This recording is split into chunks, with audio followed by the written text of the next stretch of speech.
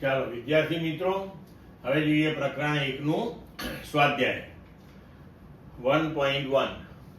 2 into 10⁻⁻7 coulomb અને 3 into 10⁻⁻7 coulomb વિદ્યુત ભાર ધરાવતા અને એકબીજાથી હવામાં 30 સેન્ટીમીટર અંતરે રહેલા બે વિદ્યુત ભારિત ગોળાઓ વચ્ચે કેટલું બળ લાગે.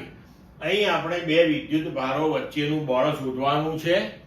બંને વિદ્યુત ભારના મૂલ્યો આપેલા છે અને બંને વિદ્યુત ભાર વચ્ચેનું અંતર પણ આપેલું છે. તો બે વિદ્યુત ભારો વચ્ચે લાગતું બળ એ આપણે કુલમના નિયમથી શોધી શકીએ છીએ. તો જુઓ હવે કે આપણને Q1 Q2 ના મૂલ્યો આપ્યા છે. R 30 સેન્ટીમીટર આપ્યું છે, તો એ થશે 30 into 10⁻² મીટર. K હંમેશા આપેલો હોય 9 into 10⁻9 ન્યૂટન મીટર સ્ક્વેર પર કુલમ સ્ક્વેર. અને બળ F કેટલું?